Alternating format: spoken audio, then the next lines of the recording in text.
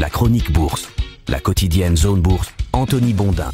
Bonjour à toutes et à tous, bienvenue dans ce point de marché Zone Bourse du mardi 1er avril 2025 et qui s'appelle ce matin Remontada à Wall Street. Le marché américain est parti des abysses hier pour remonter à la surface. Alors est-ce que c'est un simple rebond du chat mort pour reprendre une expression boursière bien connue ou le début de quelque chose d'autre? Eh bien personne n'en sait rien puisque tout dépendra des réactions à la Coupe du Monde des droits de douane organisée à la Maison Blanche demain. La dernière séance boursière du mois était assez mal embarquée à Wall Street hier, mais les indices ont progressivement remonté la pente pour terminer en hausse du côté du Dow Jones, on a gagné 1%, du côté du S&P 500 plus 0,55%. En ce qui concerne le Nasdaq, c'était un petit peu plus compliqué, le Nasdaq 100 a échoué tout près du but, mais il a quand même perdu 0,02%. C'est quand même une configuration de marché assez classique en période de volatilité, les indices débutent la séance à un extrême et finissent à l'autre. Et là, évidemment, c'est plus rassurant pour les investisseurs dans le sens de la remontée, comme ce fut le cas hier. Ce sursaut, eh bien, il n'aura pas empêché Wall Street de boucler le premier quart de l'année 2025 sur l'une de ses pires performances de la décennie, moins 4,6% pour le S&P 500, moins 10,5% pour le Nasdaq. Le Dow Jones,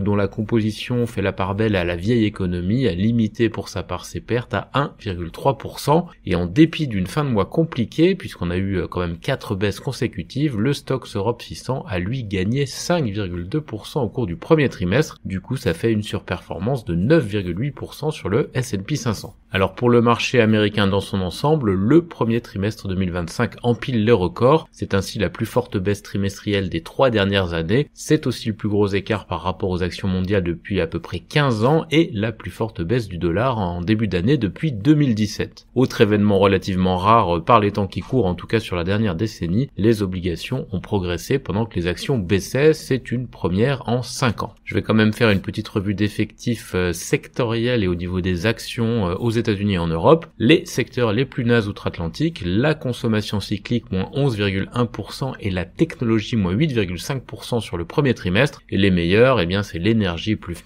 9%, la consommation de base plus 8,2% et la santé plus 7,5%. Évidemment c'est du grand classique avec les défensives qui sont sur le devant de la scène. Quant au podium des actions, eh bien il est composé de CVS Health qui a gagné 51%, on parle là d'assurance santé, de Philip Morris plus 32%, ça c'est des clopes, et de Newmont qui est une valeur minière spécialisée dans les mines d'or. Les pires performances, eh bien on les retrouve du côté de Deckers, moins 45%, c'est de la consommation cyclique et c'est la valeur fétiche de mon voisin de bureau Adrien. Tesla a perdu 36%, c'est un membre de la Musk Inc. et On Semiconductor a perdu 35%, ça c'est une valeur de la hype IA. Du côté de l'Europe, eh bien, ce sont les banques qui ont brillé plus 17,2%, suivi de l'industrie plus 11,1% et de l'énergie plus 11%, la consommation cyclique moins 4,1% et l'immobilier moins 2,5% ont pour leur part baissé. Les champions européens du trimestre sont sans surprise des acteurs de la défense, Rheinmetall plus 115%, Thales plus 77% et Leonardo plus 73%. Mention spéciale quand même à la Société Générale qui a l'air sortie de sa torpeur et qui a gagné 52% sur le T1.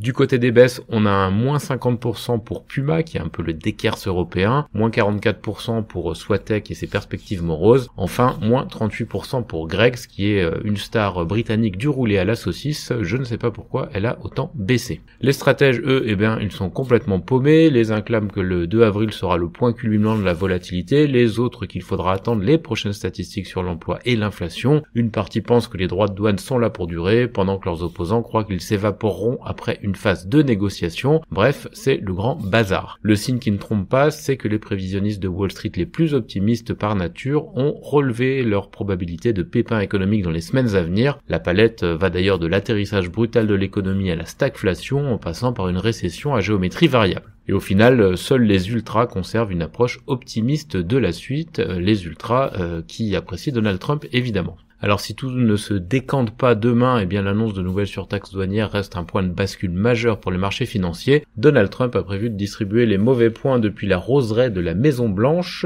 une garden party un petit peu trash pour un commerce mondial menacé de dislocation. Dans le reste de l'actu, la démission du principal responsable des vaccins de la FDA a envoyé au tapis les laboratoires pharmaceutiques spécialisés hier aux États-Unis, c'est le cas de Moderna, mais aussi de pas mal de jeunes pousses des biotech comme Taysha Gene Therapies.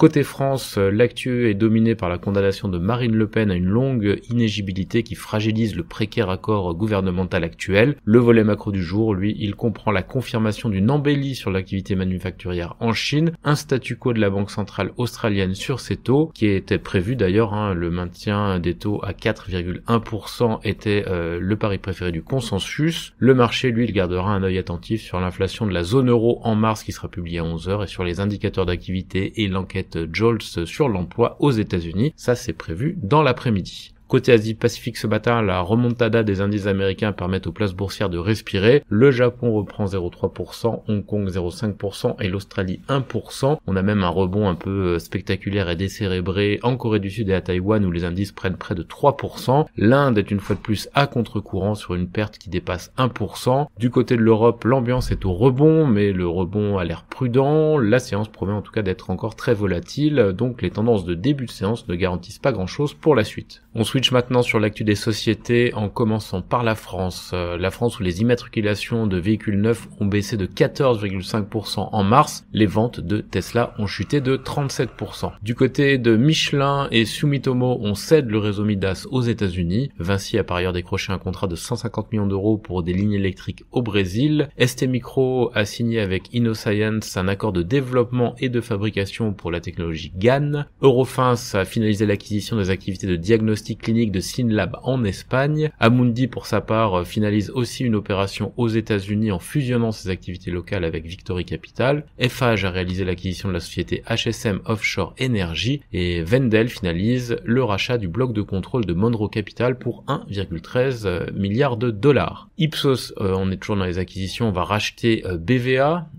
ICAD a nommé Bruno Valentin nouveau directeur financier. McPhee, qui est en difficulté financière, cherche des financements pour la fin du T3 2025 et Casino va lancer le rachat des actionnaires minoritaires de Sinova à partir de demain. On a aussi des actus du côté de Prolog et M2I, de Dolphin, de Mediant Technologies ou encore de Valbiotis. Les principales publications du jour en France, Winfarm, Vranken, Solution 30, Delfingen, Hopscotch, Lacroix, Neolife, Instalux, Itsud, Osmoson, etc. Ailleurs en Europe, Shell a bouclé la vente de ses actifs de raffinage à Singapour à un groupe local. DSM Firmenich annonce un programme de rachat d'actions de 1 milliard d'euros. Syensqo poursuit son propre programme de rachat pour 300 millions d'euros et Lonza a finalisé le sien. Iberdrola a vendu Maine Natural Gas à Unitil pour 90 millions de dollars. Pininfarina a signé un accord à 70 millions d'euros dans le secteur de la mobilité et RS6 annonce qu'il y a 2 repreneurs qui sont sur les rangs pour la marque Le Coq Sportif. En Amérique du Nord, les constructeurs automobiles américains cherchent à faire exclure les pièces peu onéreuses des tarifs douaniers de Donald Trump.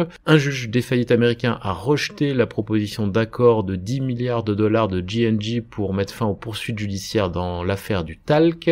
Becton Dickinson est en pourparlers avec Thermo Fisher et Danaher pour céder son unité de sciences de la vie, ça c'est une info du FT. Il y a des rumeurs autour de Global Foundries qui chercherait à fusionner avec le fabricant de puces taïwanais United Microelectronics, ça c'est des infos de Reuters et de Nikkei. Par ailleurs, Lockheed Martin a décroché un contrat de près de 5 milliards de dollars pour des missiles pour l'armée américaine. Le groupe de cosmétiques Estée Lauder, lui, devra répondre en justice d'une accusation de tromperie envers ses actionnaires pour avoir dissimulé sa dépendance excessive à l'égard des ventes illicites sur le marché gris en Chine. Chevron a vendu une part majoritaire de ses actifs gaziers dans l'est du Texas pour 525 millions de dollars et Jack in the Box a nommé Lance Tucker au poste de CEO. Dans le reste du monde, le Brésilien Vale a cédé 70% de la société d'ENR Aliança Energia à GIP pour 1 milliard de dollars. Le fonds souverain norvégien votera contre la résolution relative à l'examen de la double cotation de Rio Tinto. Et du côté des véhicules électriques en Chine, Xiaomi a vendu plus de 29 000 unités en mars et Xpeng plus de 33 000. Voilà, c'est terminé pour ce point de marché du jour. Je vous souhaite une excellente journée à toutes et à tous.